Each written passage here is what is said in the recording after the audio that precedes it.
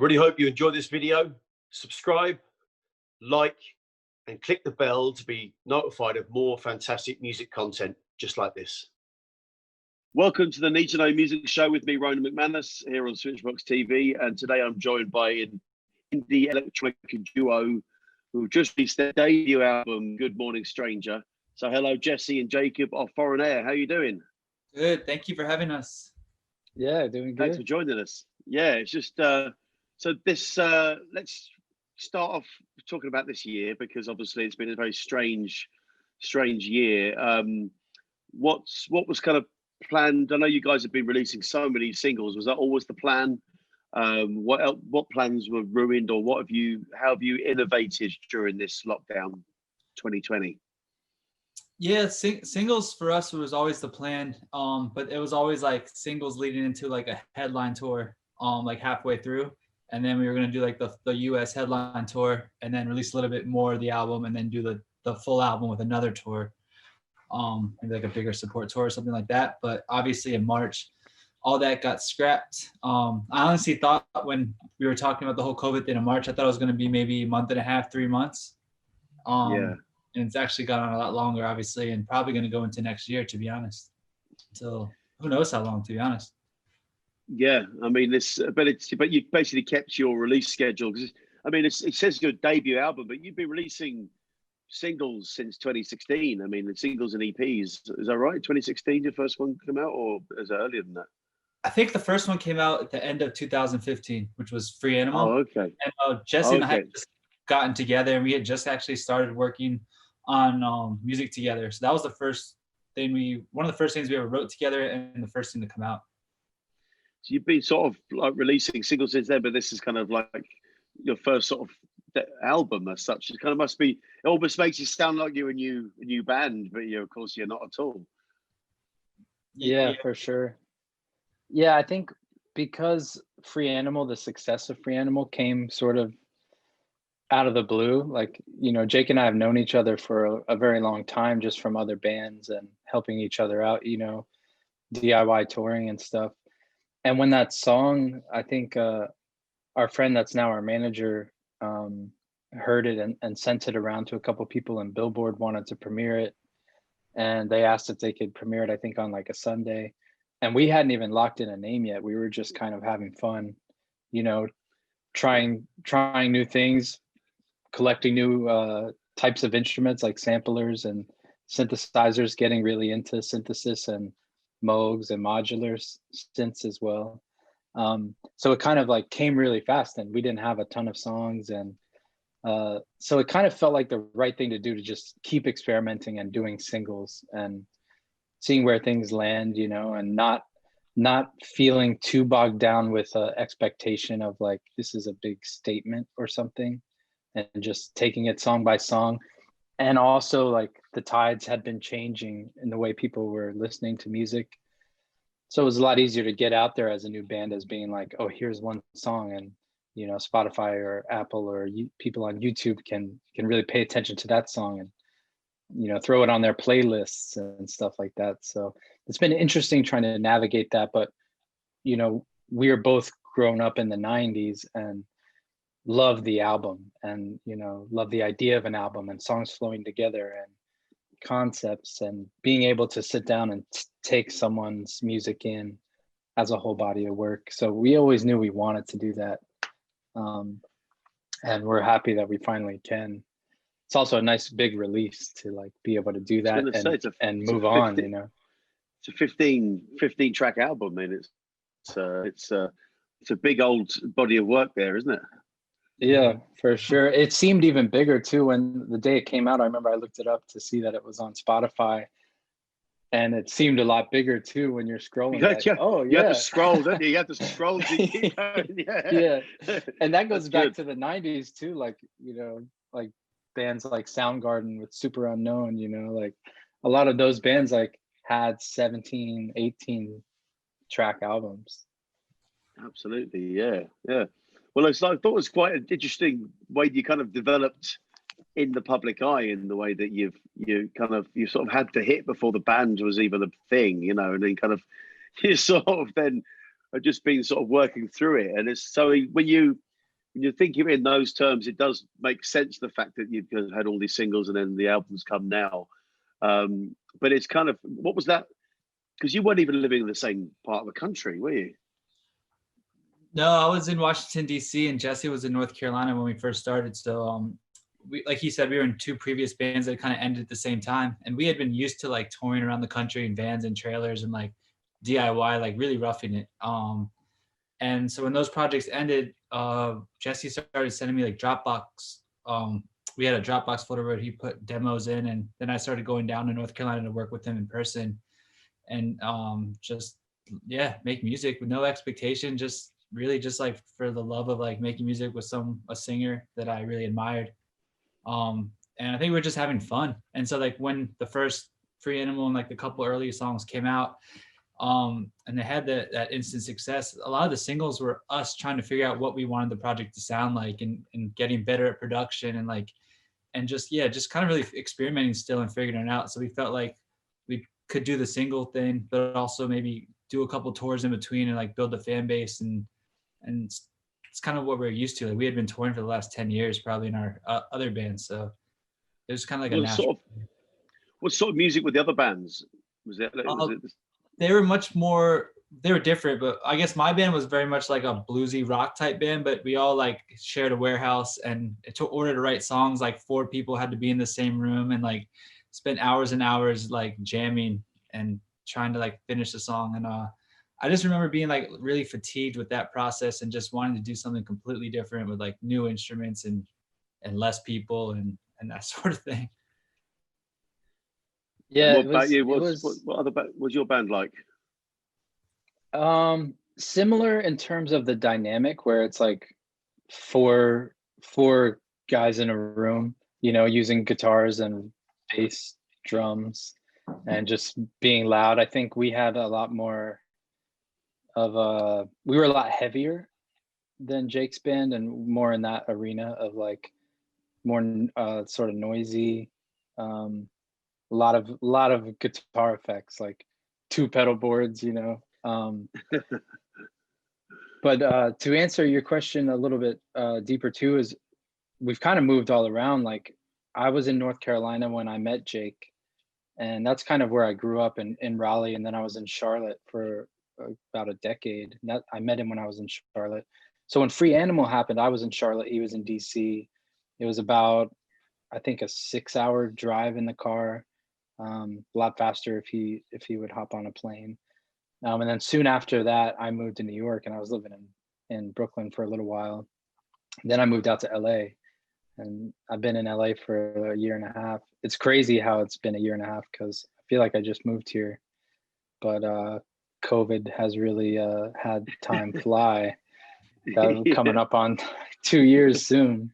And now with COVID, I'm like thinking about maybe moving again, maybe back to the East Coast and having much lower rent, you know, and a bigger place. Like I was actually looking at places just to sort of gauge, you know, what I could afford in different areas in North Carolina. And I was seeing like for the price that I'm paying rent in Los Angeles, like I could afford a 6-bedroom, like old style mansion, which I would never do that.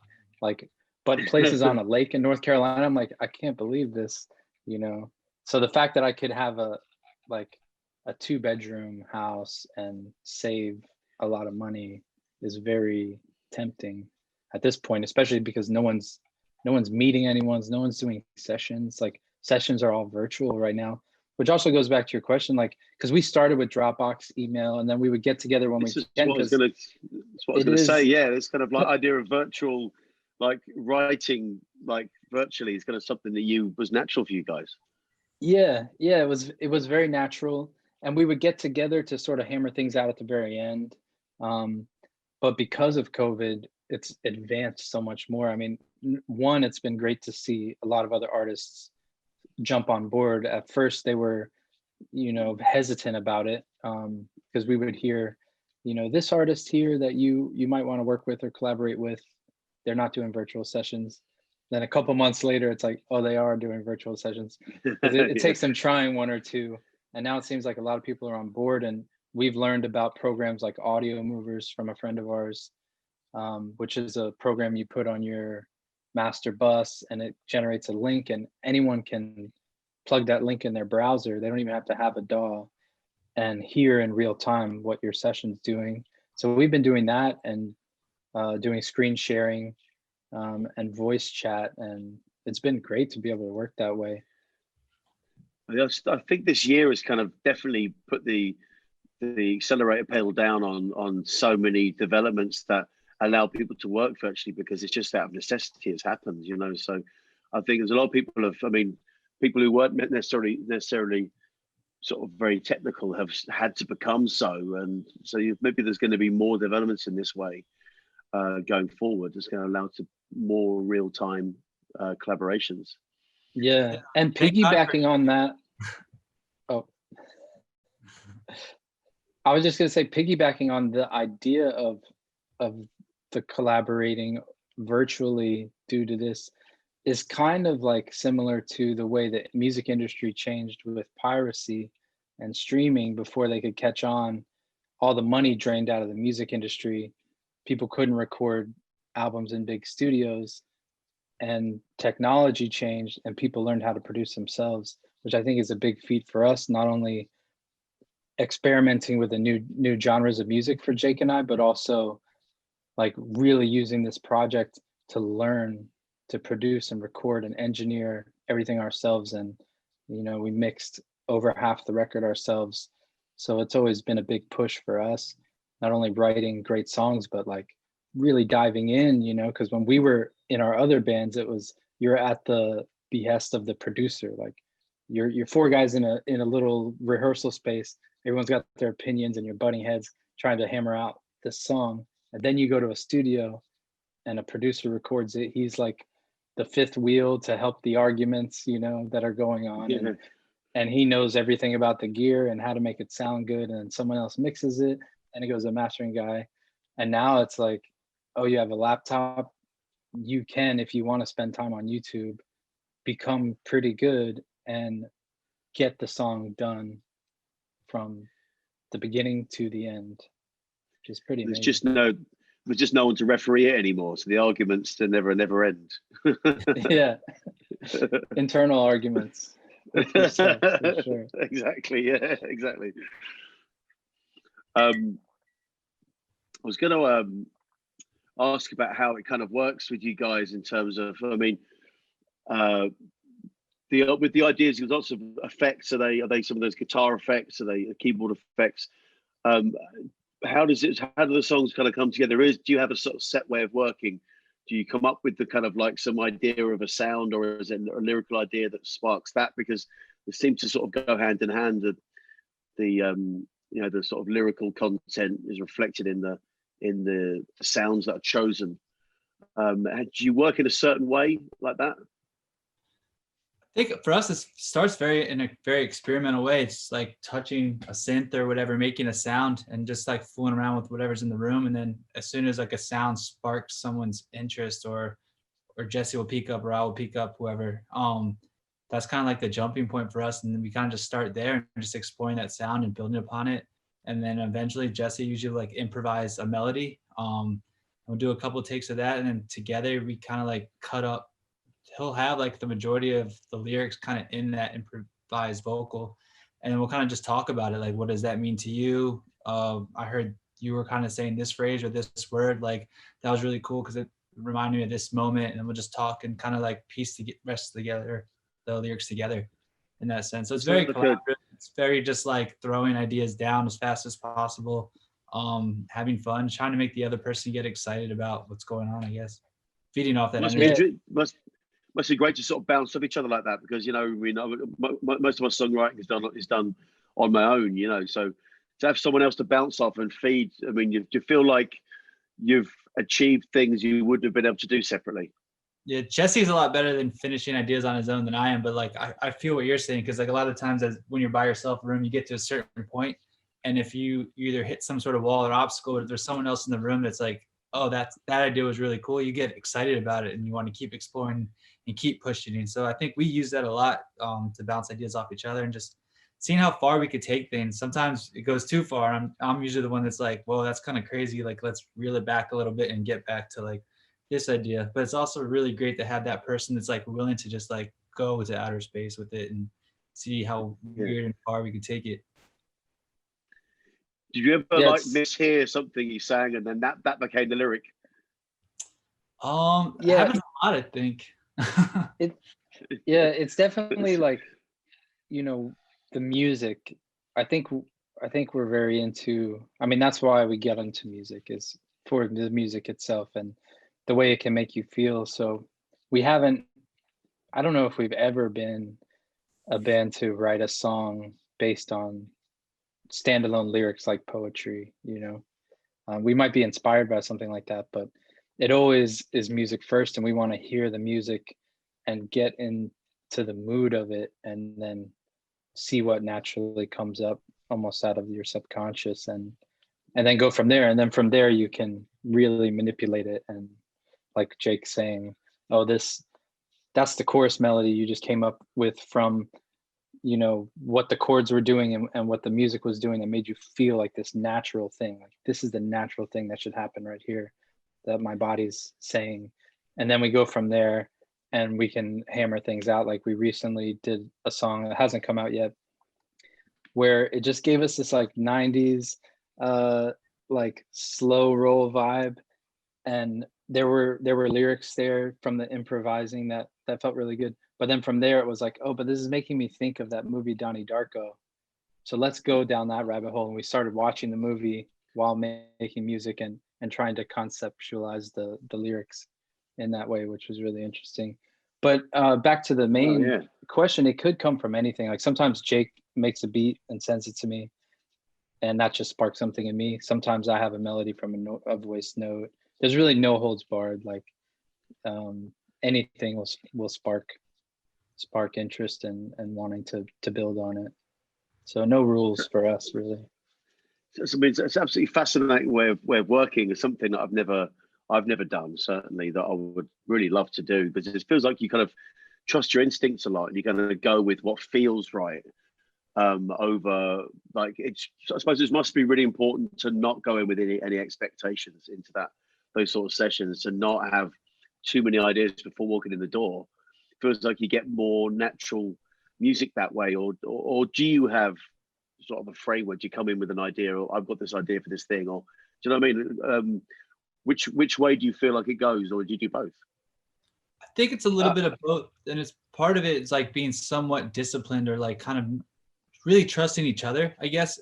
We've been working together for 5 or so years now, and a lot of the early years was just like, we were very different. We had very different musical backgrounds and different things that we were inspired by, but we always found that, like, when we like not argue, but like when we kind of gave and pulled a little bit, something special happened in that middle area, where it was like a little bit of him and a little bit of me pulling, and whatever happened in that middle, people seemed to react to it.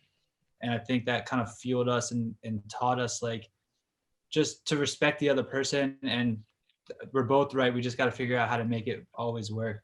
And I don't know if that answered it, but there's a discipline to it, but also a very much like being inspired just by creating and experimenting. So you sort of let yourself go, but then make sure there is kind of some natural boundaries you both feel that kind of helps us to not waste time and not go down rabbit holes that aren't going to lead anywhere. It must be quite difficult to keep that discipline. I think it seems to me like you could easily get lost for days on end just experimenting with stuff. Yeah. And you could, like,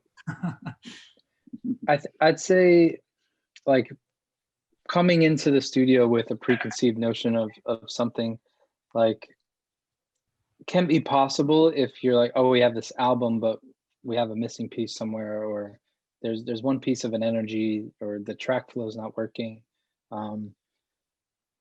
And I think that's where you get to the line of like work and play. You know, it's like it's weird that we're musicians for a living, because, you know, it's something almost childlike that you're making music. So it can be a lot more fun to do what you're in the mood to do and what feels right in the now. So when you have to force yourself another way, it can feel a little bit more like work, but I mean, you're still making music at the end of the day, which is pretty amazing. You both sort of started off in the kind of the more traditional sort of rock band genre. What sort of made you go down this road into the electronic? Was there a band or something that sort of changed your course? I think for me, it was the city I live in. Like Washington, D.C. was so early compared to other cities in the U.S. on electronic music. Like there are bands like Theory Corporation, and a lot of my friends are DJs. Like most of my friends play electronic music out or produce it. So I was just surrounded in that environment, and I was going out to a lot of the clubs that have unfortunately closed down due to COVID, like U Street Music Hall and Flash, and like a lot of these underground clubs and some of like the bigger rave warehouse things that were going on. And just surrounded by electronic music. And when your friends are all excited about this music that's going on, they're making this music, you kind of like naturally pull from it. And I think once I saw like my old band kind of slowing down or just kind of like being a little bit uninspired by the process, I just started moving towards like synthesizers and drum machines and stuff that I was hearing. And yeah, I don't know, Jesse, you had a similar thing happen? Or I think production too, like electronic production to me is like way more exciting than maybe like recording acoustic instruments, just because maybe I've done the other for so long versus like this new thing. Yeah, I was going to say maybe it was something that's kind of like it just sparked your inspiration, and because it was fresh and new, and it just obviously there was just like you were starting on a clean slate and with something where there's the world of possibilities, and almost literally endless possibilities of sounds and different things that you can get. Yeah, I think I grew up, I let's see how I can put this. Well, my mom, the biggest musical influence that my mom had on me growing up was playing Sade records. And that, even from, I mean, in the 80s, Sade was like this sort of electronic jazz pop thing. And then in the 90s had like Lovers Rock, which was a little more like R&B hip hop, but with acoustic guitars. And I always gravitated towards female singers, and pop music was always there in my childhood, which had a lot of electronic elements. And when I was in college, I was experimenting with making music like Sade, and I ended up in sort of a hip hop group where I was one of the hook singers. We had like an upright bass player. But then coming in the 90s, it was like there were things like Beck, where it was like MPC beats, but folk rock and this weird kind of thing. And and then Radiohead got into electronic stuff. And then you had like 9 Inch Nails. And so all that stuff is like in my childhood when I was growing up, like from age 10 to 18, getting into all that. And you hear like Aphex Twin. And so I think it was things that I enjoyed growing up, but I was in a rock band and got into that groove, and that was this thing. And you have this pact with these people, your bandmates, and it becomes like they're your best friends and you're on this path, and that's what you want to do. Like I remember seeing the Nirvana live Tonight sold out DVD. That was probably the first time I saw like behind the scenes of a rock band, and I was like, oh my god, I want to do this. And so I grew up trying to do that, and then eventually I'm in a van. You start off in your mom's minivan going to do like weekend shows somewhere, and you build up, and then it's like you sign an indie deal, and then you get a 15-passenger van, and you're still sleeping on floors, and you're trying to like live the dream. And we both, Jake and I, ended up doing that in our different bands for over 10 years, but always collecting. You're always listening and loving all types of music. So it was definitely like what you're saying, a clean slate, and we were able to challenge ourselves and do something different, which is great for the mind. Like you always have to learn new things and keep an open mind just to feel happy as a person. So it came just at the right time for us to experiment and fall in love with music in a different way. Like we're still writing songs. It's still like, oh, a lot of times here's a verse and a chorus and a bridge. How can we do this interesting? You got to have melodies and chord progressions. But it was like, well, let's change the instruments that are around us, like our paintbrushes. Like let's change what we have and feel like kids again, but still do this thing called songwriting. Yeah, I suppose you're kind of the years of hard slog, you know, in the rehearsal room, in the van, doing the hard yards. I suppose all that instills some sort of discipline in you, which is a transferable skill to doing what you're doing now. As you can sort of treat it like you still know how to apply yourself. It's just as you say, a different set of paintbrushes, you know, but it's the same thing, you know, at the end of the day. But yeah, I think it does so something different. Like when you tour for that long, at the end of it, you're just like, that's all you know how to do. Like you really don't have any other options. I remember like we were kind of like working at restaurants and bars and stuff like that. And that was probably a driving factor for us at the time, because like any time spent away not doing music is like, I felt like I was wasting my time. So I wanted to put all my energy into like this new thing, and not have to like do that anymore. So yeah, I think for touring and stuff like that, like your options become very limited. And you're like, I'm a musician, I got to play music, got to make music, and anything else is kind of like a waste of time.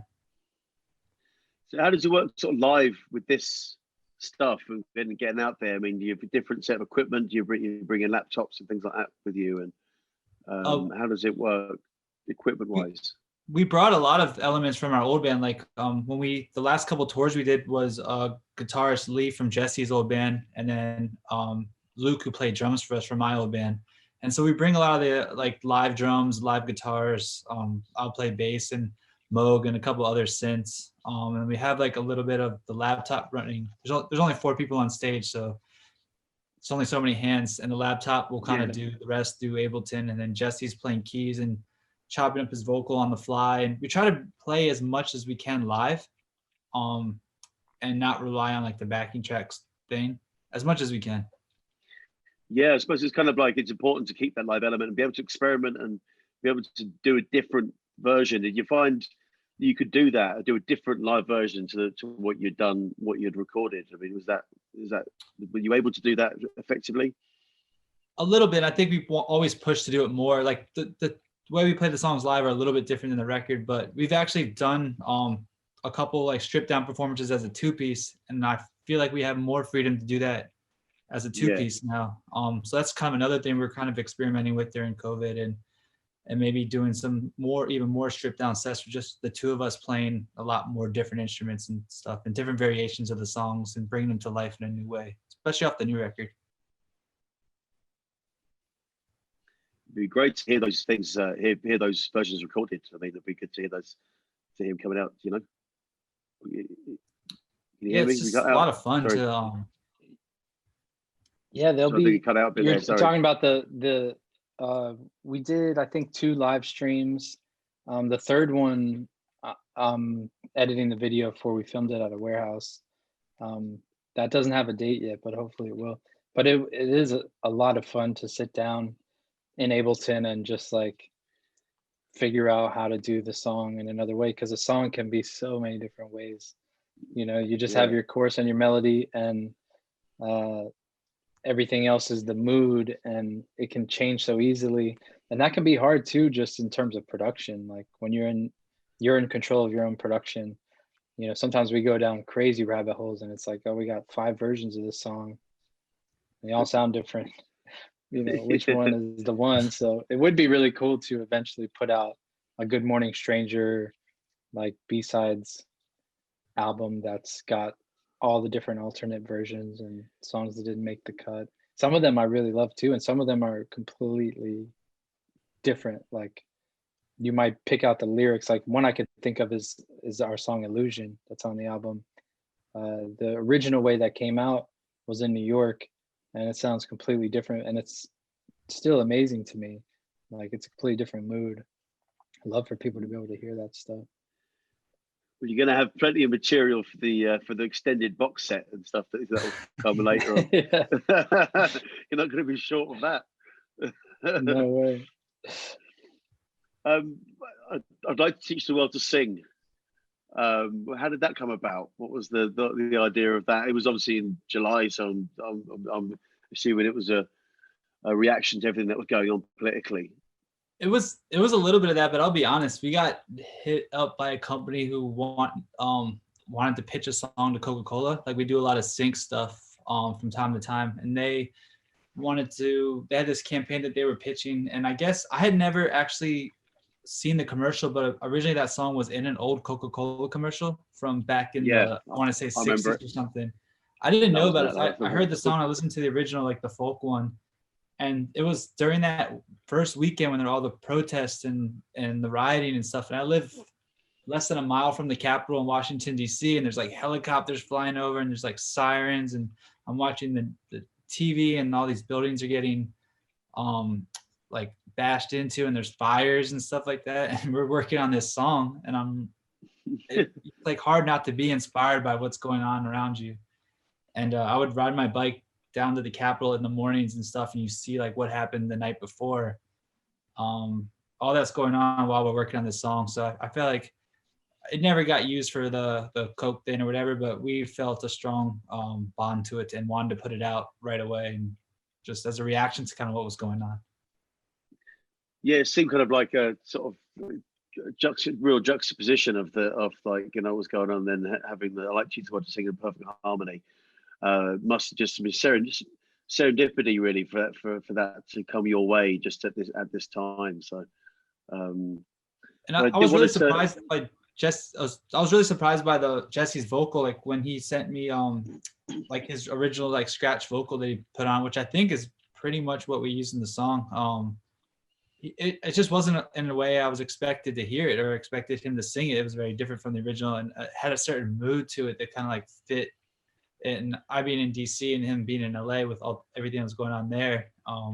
Yeah, I think now that I think about it more, I think that song was a reaction to kind of what was going on around us, just like subconsciously even. Yeah, I mean, it definitely works. It's a great version, completely different, you know. And but also I wanted to, what will I be? Whose idea was it to have the intros for the Que Sera Sera chopped up, and it just works so well. Brilliant. What an opening to the album. Thanks. Yeah, that's one of my favorite songs on the record. A lot of the interludes are just because they're just so out there and a cool way to tie the album together. I think I do a lot of fishing on internet blogs for people that rip like 45s and try to find really obscure vinyls and stuff. And so I'll go through and they'll have them archived by genre. And I'll just try to find inspiration and samples, and I put them in a folder. And I remember going through and hearing that, I don't remember what version it was, and I was just like, oh, this sounds amazing, like at this speed. And I worked it in to this sort of orchestral. I took like one little sliver of an orchestral sample, I won't say what the record is, and made a different progression out of it. So I didn't like sample the whole progression, just one chord that I could play on the keyboard once it was all sampled out. And it worked so well. I ended up recording the Que Sera. That's my own voice on the record. So it's not the sample. So I very speeded. I did very speed, I think maybe -30% and recorded that vocal super slow and tried to put as much vibrato in at the end of the notes as I could, because I knew when it got sped up, the vibrato was going to sound really awesome. And did my best so it's not the sample, it's just me. But it just felt so amazing to be an opening for a record of, you know, Jake came up with the title Good Morning Stranger, that it's like sort of welcoming people and like this curiosity, you know, like what's life going to be? What's this album going to be? And then right after that sample, the opening lyric for What Will I Be is, you're going to be one of us, we have decided, which is sort of like this initiation to like join us on our musical journey. Well, I think it's one of those albums, I think you can listen to it for a year and still find new stuff on there. It seems like it's so much stuff on there, and it's just it's going to be a real kind of you know, enjoyable journey to get through, because I mean, there's some fantastic sounds and emotions coming through, and you know, congratulations on the album. It's fantastic. Well done, guys. Thank you. So what's the plan for, I know we can't make many plans for next year, but tentatively, I'm assuming you're going to want to get out there and play this stuff live at some point. Is there any sort of tentative plans? Are you doing any sort of live stream versions, or like what are the plans going forward? We're always making music, so we've been working on a lot of new stuff, to be honest. Oh man, sorry. That's another. I had silence. Yeah, we're always working on new stuff. And we get really excited about the new songs we work on. We've done a couple live streams. We've done like 3 or 4 so far. And that's been really fun. But to me, it feels very different than playing a live show. And I don't think we're gonna be able to do a proper live show until like next fall at the earliest. So I think my head's been just writing and making the music and learning and trying to get better. So you could have another 15-track album by the time you get on the road again. Oh yeah, definitely. I think we have one already, pretty much. And then I did buy a capture card, which is the thing you can use with the computer, so you can live stream with a high quality camera and not the one attached to your computer. So definitely gonna start experimenting with maybe using Twitch, live streaming on Twitch, maybe when we're jamming and figuring out songs. Sometimes you get a beat going, maybe on a drum machine like this guy, this old Korg. Oh, cool. Rhythm 55, and we'll just jam. So it could be cool to do some stuff like that on Twitch every once in a while. And then hopefully make some music video stuff would be cool, because we have all this time. I just bought an old VHS camcorder. Experiment with that. Okay. So we just got to try to figure out a way. I mean, we're always working on music. We have a lot of stuff to sort through for the next record. Hopefully, we can have another record come out relatively soon, and then just try to figure out how to be in people's phones, I guess. On there, have the interesting thing going on. Is visual art something that you've ever got into, like digital visual stuff? Yeah, I think right before I moved to New York, I got a video camera. It was the first, because growing up, I never even thought about being able to have something nice in terms of video. Like, I grew up using mini DV cams, and it was all kind of bad quality, and I never thought about being able to buy a camera that could look like maybe something you would see in a movie. And then I remember, when we're going on tour, you bring like a photographer or videographer. Normally it'd be a friend that could maybe do a week of the tour. And this is years ago.